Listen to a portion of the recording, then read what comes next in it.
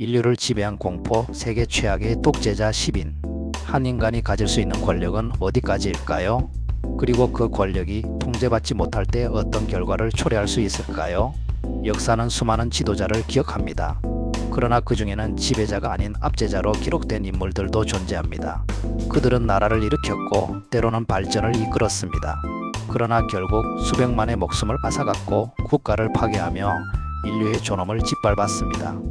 이 다큐멘터리는 세계 최악의 독재자 10인을 통해 권력이라는 이름 아래 벌어진 비극의 실체를 조명합니다. 그들은 왜 그렇게 되었을까요? 무엇이 이들을 괴물로 만들었고 왜 그들의 국민들은 그토록 오랫동안 침묵해야만 했을까요? 이제 그 어둠의 이야기를 시작합니다. 한 사람의 야망이 한 시대를 어떻게 무너뜨렸는지 그 잔혹한 진실을 함께 목격해 보시기 바랍니다. 1. 아돌프 히틀러, 독일. 아돌프 히틀러는 1889년 오스트리아에서 태어났습니다. 어린 시절은 평범했지만 일찍이 예술에 대한 관심을 보였고 화가가 되고자 빈미술 아카데미에 입학을 시도했습니다. 하지만 두 차례 입시에 실패하며 좌절을 겪었고 빈의 거리에서 방황하던 청년은 점차 극단적 민족주의와 반유대주의의 영향을 받게 됩니다. 제1차 세계대전이 발발하자 히틀러는 독일군에 자원 입대하며 민족적 열정을 행동으로 옮깁니다. 전쟁 중 그는 몇 차례 훈장을 받을 정도로 용맹하게 싸웠지만 전쟁의 패배는 그의 사고를 완전히 바꿔놓았습니다. 히틀러는 독일의 패배를 유대인과 공산주의자들의 배신 때문이라 주장하며 이를 자신의 정치 이념의 핵심으로 삼게 됩니다. 전쟁 후 혼란스러운 바이마르 공화국에서 히틀러는 나치당에 가입하고 탁월한 선동 능력과 카리스마로 급속히 지도자 자리에 오릅니다.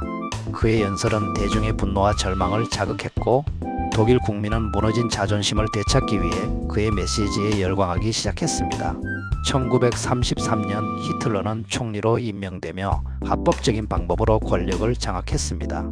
고지역 국회를 해산하고 반대 세력을 탄압하며 일당 독재 체제를 구축해 나갑니다. 그는 모든 언론과 교육, 문화, 종교까지 장악하며 독일 사회를 하나의 이념 아래 단결시키는 데 성공합니다. 그 중심에는 순수한 아리아 민족이라는 허상이 있었습니다. 히틀러는 유대인, 집시, 장애인, 동성애자 등을 비인간적으로 취급하며 이들을 사회에서 말살시켜야 한다는 정책을 추진했습니다. 1939년 히틀러는 폴란드를 침공하며 제2차 세계대전을 일으켰습니다. 전쟁은 유럽 전역과 북아프리카, 아시아로 확산되었고 수많은 도시와 마을이 초토화되었습니다. 무고한 민간인들이 대량으로 학살되었으며 전쟁으로 인한 사망자 수는 무려 7천만 명을 넘어섰습니다. 특히 홀로코스트는 인류 역사상 최악의 조직적 학살이었습니다. 나치 독일은 아우슈비츠, 다우, 마이다네크 같은 강제 수용소를 만들어 유대인 약 600만 명을 체계적으로 학살했습니다. 이는 단순한 전쟁 범죄를 넘어서 이념에 의한 인종 청소였습니다. 히틀러는 선전선동 장관 괴벨스를 통해 언론을 완전히 통제하며 독일 국민을 철저히 세뇌했습니다.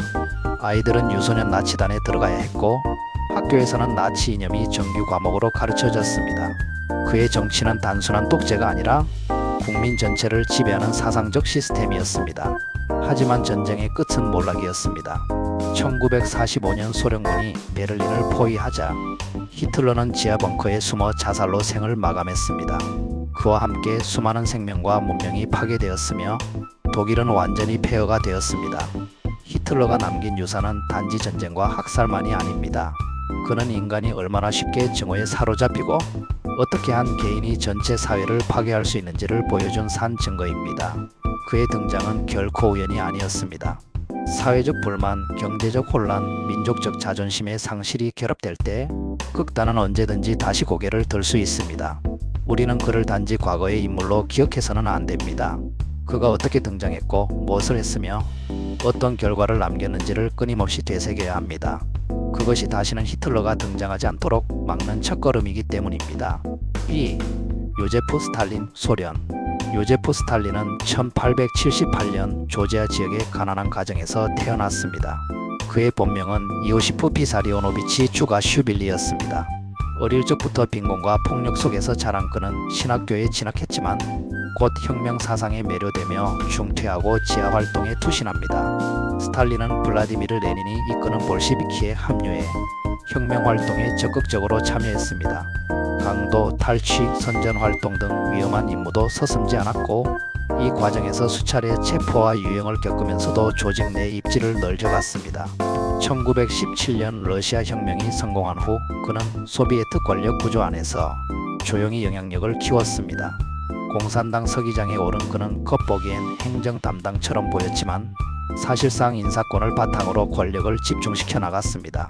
1924년 레닌이 사망하자 스탈린은 정치적 경쟁자들을 하나씩 제거하며 최고 권력자의 자리에 오릅니다. 트로츠키를 비롯한 레닌의 후계자 후보들은 그에게 밀려 추방되거나 살해당했습니다. 그의 정치는 사회주의 건설이라는 명분 아래 철저한 공포 정치로 진행되었습니다. 그는 5개년 계획을 통해 산업화를 밀어붙였고 농업 집단화를 강행하며 수백만 명의 농민들을 굶주림에 내몰았습니다. 특히 1932년에서 1933년 우크라이나 대기근 이른바 홀로도모르는 그의 정책이 초래한 인위적 재앙이었습니다. 곡물은 수출에 사용되었고 굶주린 농민들은 강제로 수확물을 빼앗긴 채 생존을 포기해야 했습니다. 스탈린은 동시에 정치적 숙청을 대대적으로 시행했습니다. 1936년부터 시작된 대숙청에서는 당 간부, 군 지휘관, 지식인 등 수십만 명이 반혁명 혐의로 체포되어 고문을 당하고 처형되었으며 그보다 많은 이들이 시베리아의 굴락 수용소로 끌려갔습니다. 이러한 탄압은 단지 권력 유지를 위한 조치가 아니었습니다. 그는 전체 사회를 두려움 속에 집어넣고 누구도 그를 비판하거나 저항할 수 없도록 만들고자 했습니다. 2차 세계대전이 발발하면서 스탈린은 나치 독일과 불가침 조약을 체결했지만 히틀러는 이를 깨고 소련을 침공합니다. 초기 혼란에도 불구하고 스탈린은 국가총동원 체제를 선언하며 전세를 역전시켰고 독일을 물리치며 전후 소련의 국제적 위상을 강화하게 됩니다. 그러나 전쟁의 대가는 막대했습니다. 약 2천만 명에 달하는 소련인의 생명이 전쟁과 강제 동원으로 희생되었고 패전국이 된 독일과 동유럽 여러 나라의 친소 정권을 수립하며 냉전 체제를 시작하게 됩니다. 전후에도 스탈린은 체제를 더욱 강화했습니다. 모든 언론과 교육, 종교는 국가 통제 아래 놓였고 소련 국민은 말 한마디조차 자유롭게 할 수 없는 삶을 살아야 했습니다. 그는 예술도 통제의 수단으로 삼았고 사회주의 리얼리즘이라는 틀 안에서만 창작이 허용되었으며 음악, 문학, 영화는 모두 체제 찬양에 봉사해야 했습니다. 스탈린은 1953년 사망할 때까지 절대 권력을 유지했습니다. 그의 죽음 이후 소련은 일정 부분 이완되었지만 그가 남긴 두려움과 피해 통치는 오랜 시간 동안 국민의 기억에 각인되어 있었습니다. 그는 국가를 산업 강국으로 성장시켰지만 동시에 수천만 명의 생명을 희생시킨 독재자였습니다. 그가 만든 굴락과 숙청의 그림자는 이후에도 지워지지 않았으며 그의 독재 방식은 후대 전체주의 국가의 모델이 되었습니다. 요제프 스탈린은 인간의 생명과 존엄을 통계로 환산한 권력의 화신이었습니다. 그의 이름은 아직도 전 세계에서 자유와 억압, 공포와 전체주의의 상징으로 남아 있습니다. 우리는 스탈린의 역사를 통해 권력에 대한 맹목적 추종이 가져올 수 있는 파괴적 결과를 명확히 알아야 합니다. 그것이 단지 과거의 교훈이 아니라 현재와 미래를 위한 경고이기 때문입니다. 3. 마오쩌둥, 중국. 마오쩌둥은 1893년 중국 후난성의 농민 가정에서 태어났습니다. 그의 유년기는 가난했지만 독서와 학문에 대한 열정은 남달랐습니다. 특히 중국 전통 고전과 혁명 문헌을 읽으며 스스로 사회를 바라보는 비판적 시각을 키워나갔습니다. 청년 시절 마오는 장사 사범학교에서 교사로 일하며 본격적인 사회운동에 참여하게 되었고 신문화운동과 오사운동의 영향을 받으며 공산주의 사상에 경도되어 갑니다. 이 시기에 그는 마르크스 레닌주의 이론을 접하고 중국 공산당의 창립 멤버 중 하나로 활동하게 됩니다. 1927년 국민당과의 협력이 깨지고 무장투쟁이 시작되면서 마오는 도시에서 농촌으로 활동 무대를 옮깁니다. 그는 농민이야말로 혁명의 주체라는 독자적 노선을 제시하며 농촌을 기반으로 한 유격전을 전개합니다. 이 전략은 후에 장정이라는 대규모 이동으로 절정에 이릅니다. 장정은 1934년부터 시작된 대장정으로 마오가 지도한 공산군은 국공내전 속에서 수천 킬로미터를 도보로 이동하며 살아남습니다. 이 과정은 마오의 지도력을 확립하는 계기가 되었고 그는 중국 공산당 내부에서 사실상 절대 권력자가 됩니다. 1949년 중국 국민당을 무찌르고 중화인민공화국을 수립한 마오는 사회주의 국가 건설을 내세워 급속한 개혁과 국가 통제를 추진합니다. 그의 첫 번째 대규모 정책은 바로 대약진운동이었습니다. 1958년부터 시작된 대약진운동은 농업과 공업을 동시에 발전시키겠다는 야심찬 계획이었습니다. 그러나 비현실적인 생산 목표와 허위보고, 무리한 철 생산 추진 등으로 인해 실제로는 대기근을 불러왔습니다. 수천만 명이 식량 부족으로 사망하며 이 운동은 참혹한 실패로 끝나게 됩니다. 하지만 마오는 실패를 인정하지 않았습니다. 그는 비판 세력을 숙청하고 자신에 대한 비판은 곧 당과 국가에 대한 반역으로 간주했습니다.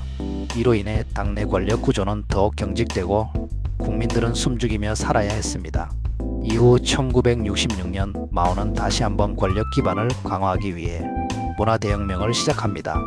그는 젊은 세대, 특히 홍위병을 동원해 기성세대와 지식인을 공격하게 만들었습니다. 사구타파 즉 구사상, 구문화, 구풍속, 구습관을 내세우며 중국 전통문화는 파괴되고 수백만 명의 지식인이 고문과 추방, 처형을 당했습니다. 문화대혁명은 10년 동안 지속되며 중국 사회 전반에 걸쳐 혼란과 공포를 퍼뜨렸습니다. 학교는 문을 닫았고 대학은 이념 교육의 장으로 전락했습니다. 역사와 문화, 철학은 마오에 대한 충성심을 강조하는 도구로만 사용되었습니다. 이 과정에서 마오 자신은 인민의 어버이, 영원한 항로 같은 신격화된 존재로 떠받들어졌고 그의 말은 곧 진리로 여겨졌습니다. 수천만 부가 인쇄된 모택동어록은 모든 국민이 외워야 했고 마오를 비판하는 것은 곧 인민의 적이 되는 것이었습니다. 그는 사생활에서도 절대 권력을 누렸습니다. 정치국 상무위원도 그 앞에서는 고개를 들지 못했고 여성관계나 사치도 공공연히 자행되었으나 누구도 문제 제기를 할 수 없었습니다. 1976년 마오가 사망하면서 문화대혁명도 끝을 맞이하게 됩니다. 그러나 그가 남긴 상처는 깊었습니다. 경제는 파탄 직전에 이르렀고 교육과 문화는 퇴보하였으며 국민의 정신은 이념적 피폐함에 시달렸습니다. 마오쩌둥은 중국을 하나로 통일하고 제국주의를 몰아낸 지도자라는 평가도 있지만 동시에 수천만 명의 생명을 앗아간 독재자이기도 합니다. 그의 정책은 계획 경제의 위험성과 개인 우상화가 가져올 수 있는 폐해를 적나라하게 보여줍니다. 우리는 마오를 기억해야 합니다. 그가 어떻게 절대 권력을 장악했는지, 어떤 명분으로 사람들을 억압했는지, 그리고 무엇을 남겼는지를 정확히 이해해야 합니다. 그것이 중국만의 문제가 아닌 모든 권력이 가진 본성에 대한 경계이기 때문입니다. 4. 김일성, 북한. 김일성은 1912년 일제강점기의 평양 근교에서 태어났습니다. 그의 가족은 개신교 신자였으며 아버지는 항일운동에도 참여한 인물로 알려져 있습니다. 김일성은 어려서부터 조국의 독립과 사회주의 사상에 관심을 가졌고 중국으로 망명해 동북항일연군에서 활동했습니다. 이 시기 그는 소련의 지원을 받으며 군사적 기반을 쌓았고 일본 제국주의에 맞선 무장투쟁에 참여합니다. 제2차 세계대전 종전 이후 소련은 북한 지역에 진주하면서 김일성을 정치적 지도자로 세웁니다. 1948년 조선민주주의인민공화국 수립과 함께 그는 초대 수상이 되었고 이후 당, 정부, 군을 모두 장악하며 절대 권력자가 됩니다. 김일성은 1950년 6월 25일 남침을 감행하며 한국전쟁을 일으킵니다. 이는 수백만 명의 사망자와 막대한 피해를 남긴 전쟁이었고 이후 한반도는 분단 상태에 고착됩니다. 전쟁 이후 김일성은 사회주의 계획 경제를 강화하고 철저한 1인 우상화 체제를 구축합니다. 모든 언론과 교육은 그의 혁명투쟁을 찬양하는 데 집중되었고 그의 초상화는 전국 어디서나 볼 수 있게 되었습니다. 그는 주체 사상을 통해 외부 세계와 단절된 독자적 사회주의 노선을 주장했습니다. 이는 실질적으로 김일성 개인에 대한 충성을 국가 이념으로 만든 것으로 정치적 반대자는 무조건 숙청 대상이 되었습니다. 1950년에서 1970년대 김일성은 대규모 정치 숙청을 반복적으로 단행합니다. 당 간부, 군 장성, 지식인들은 작은 말실수만으로도 반역자로 낙인 찍혀 처형되거나 정치범 수용소로 보내졌습니다. 북한 전역에는 광범위한 감시망과 밀고 시스템이 형성되었고 주민들은 서로를 의심하며 공포 속에 살아야 했습니다. 정치범 수용소에서는 가족 단위의 연좌제가 적용되어 전체 세대가 함께 억류되고 강제노동과 고문에 시달렸습니다. 경제는 점점 쇠퇴했지만 김일성은 자력갱생을 외치며 외부 지원 없이 국가를 운영하겠다는 입장을 고수합니다. 이는 북한을 국제사회에서 고립시키는 결과를 낳았고 1980년대 말부터는 기아와 물자 부족이 심화됩니다. 그는 동시에 권력의 세습을 준비합니다. 1980년대 초반부터 아들 김정일을 후계자로 내세우며 사회 전반에 백두혈통이라는 개념을 강조하기 시작합니다. 이는 공산주의 국가로서는 유례없는 권력 세습 체제를 의미합니다. 김일성은 1994년 심장마비로 사망하지만 사후에도 영원한 주석으로 불리며 국가의 상징으로 남습니다. 그의 동상은 여전히 전국에 세워져 있으며 모든 공공행사는 그의 이름으로 시작됩니다. 김일성의 통치는 외형적으로는 사회주의 국가의 체계를 갖췄지만 실제로는 일가 중심의 독재 체제였으며 공포정치와 우상화, 폐쇄성이라는 세 요소가 완벽하게 결합된 구조였습니다. 그가 만든 정치 시스템은 지금까지도 북한 사회에 깊은 영향을 미치고 있습니다. 수많은 탈북자와 인권 피해자들이 증언하듯 그의 체제는 단지 경제적 실패뿐 아니라 인류 보편적 가치에 대한 도전이었습니다. 우리는 김일성을 단지 북한의 창건자나 전쟁의 주범으로만 기억해서는 안 됩니다. 그가 만든 체제가 어떤 방식으로 인간을 억압하고 자유를 말살했는지를 직시해야 합니다. 그것이 바로 다시는 김일성과 같은 지도자가 나타나지 않게 하기 위한 역사의 교훈입니다. 5. 폴포트, 캄보디아. 폴포트는 1925년 캄보디아 프놈펜 근교에서 태어났습니다. 본명은 살로트 사르이며 불교 집안에서 성장한 그는 프랑스 유학 중 공산주의 사상을 접하게 됩니다. 그는 프랑스 공산당의 영향을 받아 극단적 마르크스 레닌주의에 경도되었고 귀국 후 크메르누주라는 공산주의 무장단체를 조직합니다. 1960년에서 1970년대 베트남 전쟁의 여파로 캄보디아가 불안정해지자 폴포트는 정권 탈취의 기회를 노립니다. 1975년 크메르누주는 수도 프놈펜을 점령하며 정권을 장악했고 폴포트는 실질적인 최고 권력자가 됩니다. 그는 도시는 곧 부패라는 극단적 이념 아래 모든 도시 거주자를 강제로 농촌으로 추방하고 이들을 신인민이라 불렀습니다. 도시 지식인, 교사, 의사, 기술자들은 체계적으로 색출되어 처형당했고 안경을 썼다는 이유만으로 지식인으로 간주되어 살해된 사례도 많았습니다. 캄보디아 전역은 거대한 노동 수용소로 변모했습니다. 인민들은 강제 노동에 시달렸고 영양실조와 질병으로 수많은 이들이 죽어갔습니다.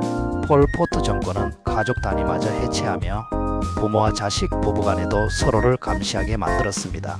앵크아르라는 이름의 집단 권력이 모든 삶의 중심이었고 개인의 감정이나 생각은 반영명으로 간주되었습니다. 자신의 권력을 위협할 수 있는 모든 세력은 가차없이 숙청되었습니다. 수도 프놈펜에는 악명 높은 뚫슬랭 감옥이 있었는데 이곳에서는 하루에도 수백 명이 고문을 당한 뒤 처형당했습니다. 수용소에서는 어린이들까지 고문에 참여하도록 강요되었고 이는 사회 전체를 공포와 불신으로 몰아넣는 수단이었습니다. 1975년부터 1979년까지 불과 4년 동안 캄보디아 인구의 약 4분의 1에 해당하는 200만 명 이상이 희생되었다고 추정됩니다. 그의 이념은 과거의 모든 것을 부정하고 완전히 새롭고 순수한 사회를 만들겠다는 비현실적 이상에 기반했습니다. 그러나 그 결과는 가장 비인간적이고 가장 잔혹한 방식의 대량 학살로 이어졌습니다. 1979년 베트남이 캄보디아에 침공하며 폴포트는 정권에서 쫓겨나게 됩니다. 그러나 그는 이후에도 정글에서 유격대 활동을 이어가며 국제사회가 오랫동안 그를 체포하지 못하게 막았습니다. 그는 결국 1998년 정체불명의 독살 또는 심장마비로 사망하게 되며 끝내 법정에 서지 않은 채 생을 마감했습니다. 폴포트는 현대사에서 가장 잔혹한 민족 내부 학살의 주범으로 남아있습니다. 그는 국민을 위한 혁명을 주장했지만 결국 그가 만든 정권은 국민을 죽이는 체제가 되었습니다. 우리는 폴포트를 통해 이상이 어떻게 맹신으로 변질되며 혁명이 어떻게 인류에 대한 범죄가 될 수 있는지를 되새겨야 합니다. 그것이 바로 권력이 이념에 사로잡힐 때 얼마나 위험한지를 보여주는 경고이기 때문입니다. 6. 이디 아민 우간다. 이디 아민은 1925년 우간다에서 태어났습니다. 그는 영국 식민지 시절 군 복무를 통해 군사 경력을 쌓으며 권력의 발판을 마련했습니다. 무학에 가까웠던 그는 글을 읽고 쓰는데 어려움이 있었지만 전투 능력과 충성심으로 두각을 나타내 영국 육군 킹스 아프리카 라이플 부대에 입대합니다. 그곳에서 상사 계급까지 오르며 본격적인 군 경력을 시작하게 됩니다. 1962년 우간다가 독립한 이후 이디 아민은 우간다 군부 내에서 빠르게 승진하며 국방부 장관, 부통령을 역임하게 됩니다. 1971년 밀턴 오보테 대통령이 해외 순방 중일 때 군사 쿠데타를 일으켜 권력을 찬탈합니다. 그는 자신을 우간다의 해방자라고 자칭하며 국민의 지지를 호소했지만 실상은 권력 유지를 위한 공포 정치의 서막이었습니다. 권력을 장악한 그는 즉시 반대파 숙청에 나섰고 몇 달 사이 수천 명의 군 장교, 지식인, 정치인들이 처형되거나 실종됩니다. 이후 그는 자신을 우간다 육군공군해군 최고사령관, 스코틀랜드의 황제, 인간의 심장 포식자와 같은 괴이한 칭호로 꾸미며 국제적 조롱의 대상이 되기도 했습니다. 가장 충격적인 조치는 1972년의 아시아계 추방명령이었습니다. 우간다 내 인도계와 파키스탄계 이민자 약 8만 명에게 90일 안에 국외로 떠날 것을 명령하고 그들의 재산을 몰수했습니다. 이 조치로 인해 우간다 경제는 붕괴되었고 농업, 무역, 금융 등 주요 산업이 마비되었습니다. 결국 식량 부족과 물자, 고갈이 이어졌고 민생은 극도로 악화되었습니다. 아민은 경제 파탄을 외면하고 더욱 극단적인 방식으로 통치합니다. 언론은 모두 폐쇄되거나 검열되었고 비밀 경찰은 시민을 감시하며 밀고 문화를 조장했습니다. 사람들은 이유도 모른 채 체포되었고 악명 높은 루주라 감옥에서는 매일같이 고문과 처형이 자행되었습니다. 국제인권단체는 아민 정권 하에서 약 30만 명 이상의 국민이 목숨을 잃었다고 보고합니다. 아민의 개인적 생활도 충격적이었습니다. 그는 최소 5명의 아내와 30명 이상의 자녀를 두었으며 정치적 숙청을 자행한 뒤 반대자의 시신을 토막내는 등의 잔혹 행위를 벌였습니다. 그의 과대망상은 국경 분쟁으로 이어졌고 1978년 탄자니아를 침공하게 됩니다. 그러나 이 전쟁은 역효과를 불러 탄자니아군과 우간다 반군 연합이 우간다 수도 캄팔라를 점령하고 1979년 아민은 정권에서 축출됩니다. 그는 리비아를 거쳐 사우디아라비아로 망명했고 사우디 정부의 보호 아래 2003년 사망할 때까지 조용히 지냈습니다. 그는 국제재판에 회부되지 않은 대표적인 독재자 중 한 명으로 남았습니다. 이디 아민의 독재는 군사 쿠데타가 얼마나 빠르게 한 국가를 장악하고 공포로 지배할 수 있는지를 보여주는 전형적인 사례입니다. 그의 관계와 오만 공포 정치의 유산은 우간다 역사의 깊은 상처로 남아 있습니다. 우리는 이디 아민의 시대를 통해 권력이 통제되지 않고 탐욕과 관계에 휘둘릴 때 어떤 참극이 벌어질 수 있는지를 잊지 말아야 합니다. 7. 니콜라의 차우셰스쿠 로마니아. 차우셰스쿠는 1918년 로마니아의 빈곤한 농촌 마을에서 태어났습니다. 어린 시절 극심한 가난 속에서 성장한 그는 16살 무렵부터 사회주의 운동에 뛰어들며 정치 경력을 시작했습니다. 1940년대 로마니아 공산당 활동을 통해 감옥에 수감되었고 이곳에서 당시 공산당 지도자들과 가까워지며 입지를 다져갑니다. 제2차 세계대전 이후 로마니아가 소비에트 연방의 영향권에 들어가면서 공산당은 집권하게 되었고 차우셰스쿠는 빠르게 권력 핵심부에 진입하게 됩니다. 1965년 로마니아의 최고 권력자인 게오르기 우데지가 사망하자 그는 당의 총서기 자리에 오르며 사실상 로마니아의 최고 통치자가 됩니다. 그의 초기 통치는 비교적 개방적이고 자주적인 태도로 국제사회의 호평을 받았습니다. 소련의 간섭을 거부하고 독자 노선을 택했으며 서방과도 외교를 확대했습니다. 그러나 이 시기의 외형적 개방성은 곧 철저한 독재 체제 구축을 위한 포석이었습니다. 1974년 그는 대통령직을 창설하며 사실상 절대 권력을 손에 넣습니다. 이후 차우셰스쿠는 자신을 카르파티아의 천재, 국민의 아버지라 칭하며 정권의 모든 기관을 자신과 아내 엘레나 중심으로 재편합니다. 모든 국가는 그의 생일을 기념해야 했고 거리에는 그의 동상이 세워졌습니다.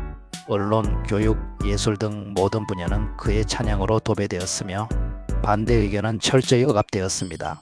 그는 모든 정보를 통제하고 전국적인 감시체계를 통해 국민 개개인의 삶을 조작했습니다. 루마니아 정보기관 세쿠리타테는 유럽에서 가장 악명 높은 비밀경찰 중 하나로 성장하며 국민의 일상 대화를 도청하고 친구나 가족 간의 고발까지 조장했습니다. 차우셰스쿠는 1980년대 초 외채 상환을 위해 극단적인 긴축 정책을 시행합니다. 전력 사용을 제한하고 식량 배급제를 도입했으며 난방, 조명, 교통 등 기본 인프라조차 제한되었습니다. 하지만 그 와중에도 그는 국영건설 프로젝트, 사치스러운 대통령궁 건설 등에 국가 예산을 쏟아부었습니다. 이는 결국 국민 대다수의 생활을 극심한 빈곤으로 몰아넣었습니다. 기근과 추위, 질병이 만연한 가운데 차우셰스쿠 정권은 모든 실패를 국민 탓으로 돌리며 공포 통치를 강화해갔습니다. 1989년 동유럽 전역에 민주화 물결이 일기 시작하자 루마니아 국민들도 점차 반정부 시위에 나서기 시작합니다. 차우셰스쿠는 이를 무력으로 진압하려 했지만 12월 티미쇼아라에서 시작된 시위는 전국으로 확산됩니다. 국영방송 연설 중 국민들의 야유가 들리자 그는 혼란에 빠졌고 국민의 분노는 폭발하게 됩니다. 결국 그는 군부까지 등을 돌린 상황에서 도주하였고 얼마 지나지 않아 체포됩니다. 그는 부인 엘레나와 함께 간이 재판에 회부되었고 1989년 12월 25일 크리스마스 날에 총살당하며 비극적 최후를 맞이합니다. 차우셰스쿠의 통치는 공산주의 체제 아래에서도 극단적 개인 숭배와 권력 집중이 어떤 파국을 불러올 수 있는지를 보여주는 대표 사례입니다. 그가 구축한 공포정치는 그의 몰락 이후에도 루마니아 국민의 삶과 사회 구조에 깊은 상처를 남겼습니다. 우리는 차우셰스쿠의 사례를 통해 권력이 국민의 살보다 자신의 체제 유지에 집중할 때 어떤 비극이 초래되는지를 분명히 기억해야 합니다. 8. 프란시스코 프랑코, 스페인. 프란시스코 프랑코는 1892년 스페인의 갈리시아 지방에서 태어났습니다.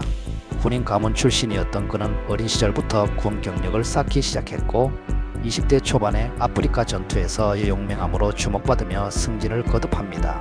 1936년 스페인 내전이 발발하자 프랑코는 반공주의 성향의 군부 지도자 중 하나로 나서며 반군을 이끌게 됩니다. 그는 독일과 이탈리아의 지원을 받아 3년간의 내전 끝에 1939년 마드리드를 점령하며 스페인의 독재자로 등극합니다. 프랑코는 내전 이후 스스로를 국가 수반, 정부 수반, 군 최고 사령관 등으로 지정하며 모든 권력을 독점하게 됩니다. 그의 정권은 반대파에 대한 처형, 고문, 투옥으로 악명이 높았습니다.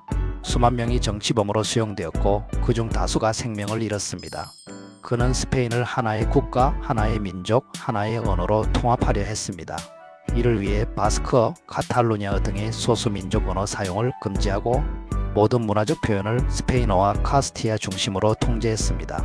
언론은 철저히 검열되었고 국민들은 비밀경찰의 감시 아래 살아야 했습니다. 교육과 종교도 국가에 의해 통제되었으며 가톨릭 교회와의 결합을 통해 이념적 정당성을 확보하려 했습니다.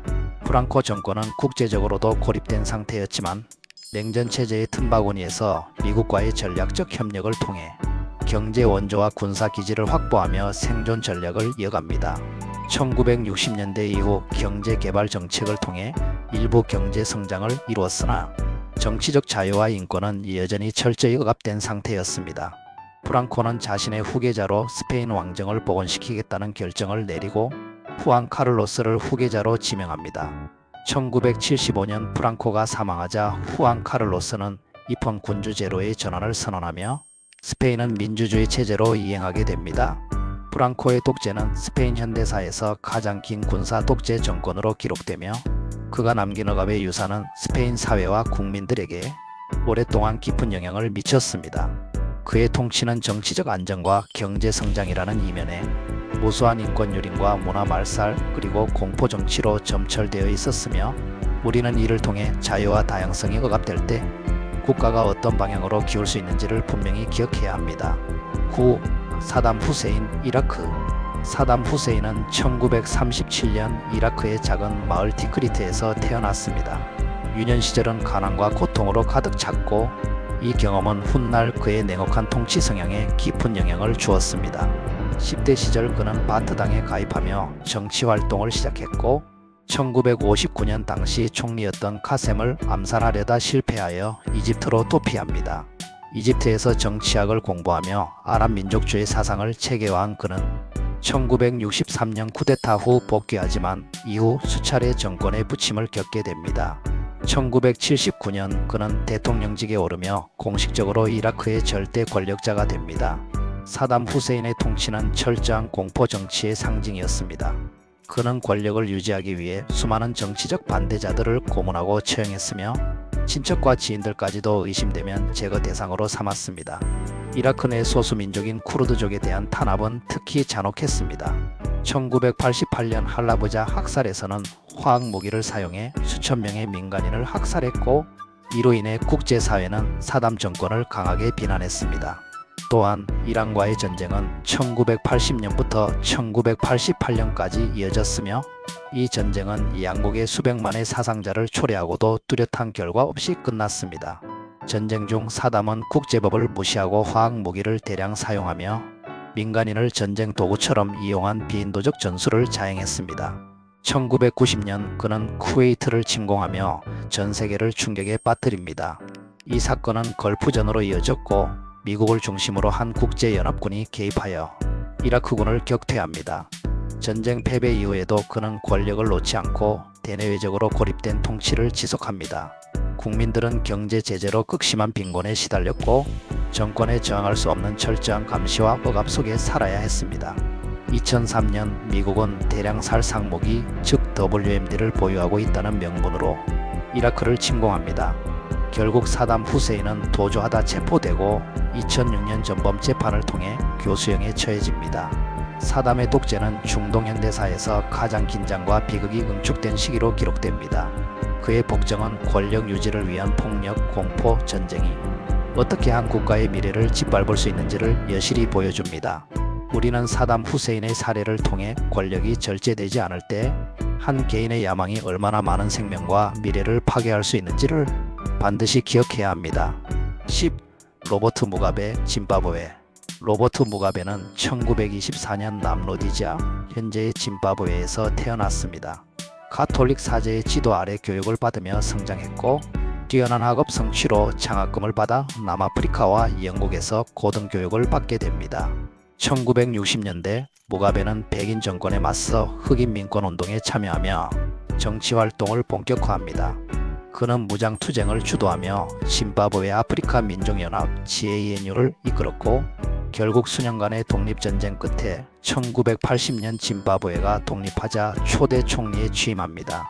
초기 무가베 정권은 비교적 개방적이고 포용적인 정책을 펼쳤습니다. 백인 소유의 농지를 보호하고 교육과 보건에 막대한 투자를 하며 국민적 지지를 얻었습니다. 그러나 1990년대를 기점으로 정권은 점차 독재화되기 시작합니다. 정치적 반대파에 대한 탄압은 점점 심해졌고 언론은 철저한 검열과 협박에 시달렸으며 선거는 조작과 폭력으로 얼룩지게 됩니다. 특히 2000년대 초 그는 무리한 토지 개혁 정책을 강행하며 백인 농장주들의 토지를 몰수하여 흑인 지지자들에게 분배했습니다. 하지만 이 과정에서 농업 생산이 붕괴되었고 짐바브웨 경제는 순식간에 무너졌습니다. 세계 최악의 하이퍼 인플레이션이 발생했고 짐바브웨 달러는 휴지 조각이 되다시피 했습니다. 국민들은 빵 한 덩어리를 사기 위해 수조 단위의 화폐를 들고 다녀야 했고 기본 생필품조차 구할 수 없는 상황에 처하게 되었습니다. 무가베는 경제 파탄에도 불구하고 권력에 집착하며 계속해서 장기 집권을 시도했습니다. 2008년 대선에서는 반대파 후보 모건 츠방기라이가 승기를 잡았지만 무가베 정권의 폭력과 협박으로 인해 결국 권력을 유지하게 됩니다. 그는 스스로를 짐바브웨 독립의 아버지라 칭하며 모든 실패를 서방 국가들의 제재와 내부 반역자 탓으로 돌렸습니다. 하지만 국민들의 삶은 점점 더 피폐해졌고 국제사회는 무가베 정권을 외면하기 시작했습니다. 결국 2017년 군부가 개입하며 무가베는 퇴진하게 됩니다. 그는 37년간의 장기 집권 끝에 권력을 내려놓고 이후 2019년 사망합니다. 무가베는 독립운동의 영웅에서 독재자로 전락한 대표적인 인물로 그의 통치는 권력의 부패와 국가 파괴의 교과서로 남게 되었습니다. 우리는 무가베의 역사를 통해 이상이 현실 정치에서 어떻게 타락하고 그 타락이 얼마나 빠르게 국민을 고통 속으로 몰아넣을 수 있는지를 뼈저리게 깨달아야 합니다. 지금까지 우리는 인류 역사상 최악의 독재자 10인을 따라가 보았습니다. 그들은 모두 다른 시대, 다른 지역에서 나타났지만 놀라울 만큼 비슷한 패턴을 공유하고 있었습니다. 권력을 위한 거짓말, 국민을 이용한 선동공포를 무기로 한 억압, 그리고 끝내 남겨진 것은 수많은 희생과 폐허뿐이었습니다. 이 다큐멘터리는 단지 과거를 되짚는 작업이 아닙니다. 오늘날에도 우리는 여전히 독재의 그림자를 마주하고 있으며 그 위험은 언제든 다시 우리 곁에 다가올 수 있습니다. 기억해야 합니다. 진정한 리더십은 공포로 군림하는 것이 아닌 신뢰로 이끄는 것임을, 이 영상이 우리가 역사의 실수를 반복하지 않도록 하는 작은 방패가 되길 바랍니다. 감사합니다.